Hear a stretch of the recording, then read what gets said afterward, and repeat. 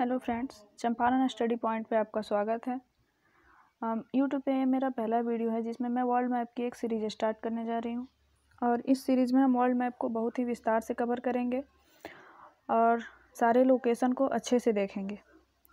इसमें मैं दो तरीका बता रही हूँ आपको वर्ल्ड मैप समझने का और पढ़ने का और हमेशा दिमाग में रखने का। एक पहला तरीका कि हम वर्ल्ड मैप को कैसे पढ़ें और वर्ल्ड मैप को क्यों पढ़ना है।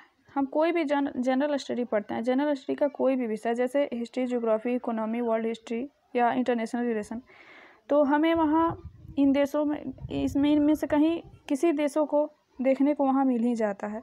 किसी देश का नाम वहाँ लिखा ही होता है। पर्वत, पहाड़, झरने, नदियाँ। जब हम ज्योग्राफी पढ़ते हैं तो कई प्रकार के पर्वत, पहाड़ होते हैं जो कई महाद्वीपों में बटे हैं, तो हमें वहाँ मिलते हैं तो उसे हम ढूंढने की कोशिश करते हैं।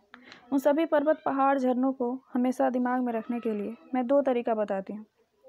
एक तो पहला, कुछ लोग करते हैं कि जब वो वर्ल्ड मैप पढ़ना शुरू करते हैं तो वो वर्ल्ड मैप के साथ पूरी वर्ल्ड हिस्ट्री एंड पूरा इंटरनेशनल रिलेशन, हमारे देशों के साथ किसका क्या संबंध है, वो वर्ल्ड मैप के साथ ही पढ़ना शुरू कर देते हैं। ये मेथड बहुत ही गलत है क्योंकि हमारा ध्यान भटकता है। हम वर्ल्ड मैप को लोकेशन के लिए पढ़ रहे हैं, ना कि वर्ल्ड हिस्ट्री और इंटरनेशनल रिलेशन पढ़ने के लिए।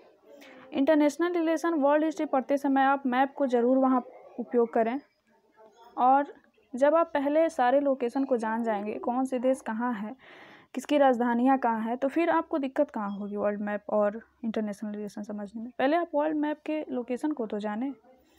तो पहला कि आप वर्ल्ड मैप पढ़ते समय सिर्फ आप लोकेशन देखें, पर्वत, पहाड़, झील, झरने, नदियाँ, देश, राजधानियाँ, नदियाँ, ये सब देखें, ना कि वर्ल्ड हिस्ट्री और इंटरनेशनल रिलेशन पढ़ें। और दूसरा कि कई लोग क्या करते हैं कि यहाँ से नॉर्थ अमेरिका से यहाँ ऑस्ट्रेलिया तक ये पूरे देश की लिस्ट बनाएंगे, उसके सामने उसकी राजधानियाँ लिखेंगे और उसे रटना शुरू कर देंगे।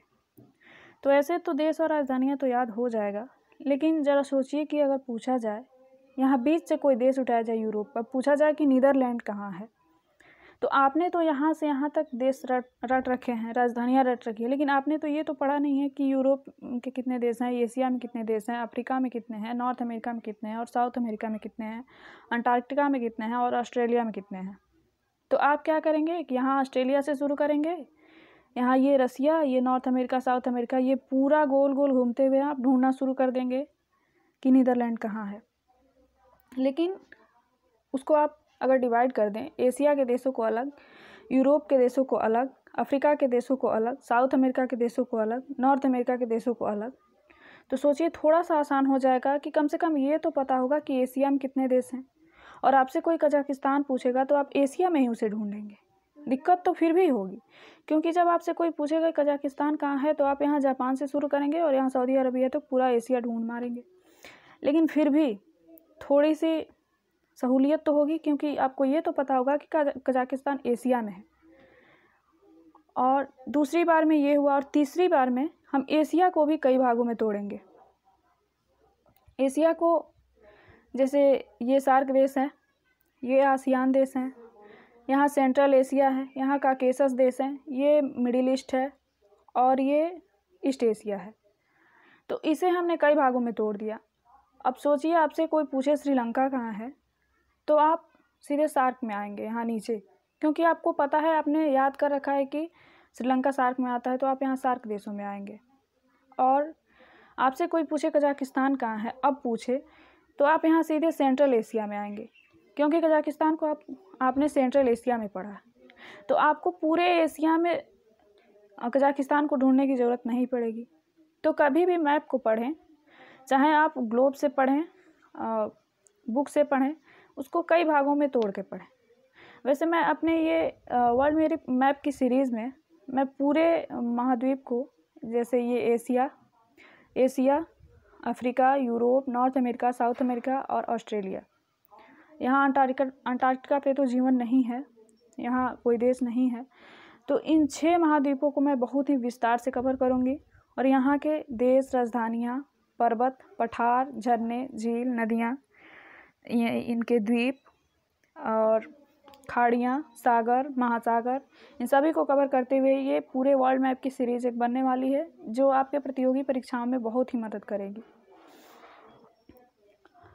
तो ये 2 मेथड था जिससे आप पढ़ सकते हैं। हाँ, और एक सबसे महत्वपूर्ण बात कि आप मैप पढ़ने के लिए एक ऑक्सफोर्ड का एटलस ज़रूर रखें अपने पास, क्योंकि सिर्फ यहाँ वीडियो देख लेने से और एक लोकेशन जान लेने से कुछ नहीं होगा। और जब भी कोई न्यूज़ में किसी भी स्थान का देश विदेश में कोई न्यूज़ में आता है, तो आप सबसे पहले उसको अपने एटलस में देखें, क्योंकि एटलस जो होता है उसमें बहुत सारे झील, झरने, नदियाँ बहुत सारे दिए होते हैं। और उसमें जब आप अब जब पहली बार एटलस देखेंगे तो आपको समझ में नहीं आएगा क्या देखें क्या नहीं देखें। उसके लिए ये वीडियो है कि आपको क्या देखना है और क्या उसमें लोकेट करना है।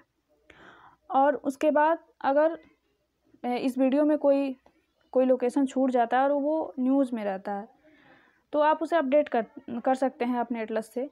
जब आप सारे महाद्वीप, देश ये सब कवर किए रहेंगे तो कोई एक लोकेशन छूट जाने पर वो आप अपने एटलस में कवर कर सकते हैं, उसमें कोई आपको दिक्कत नहीं होगी।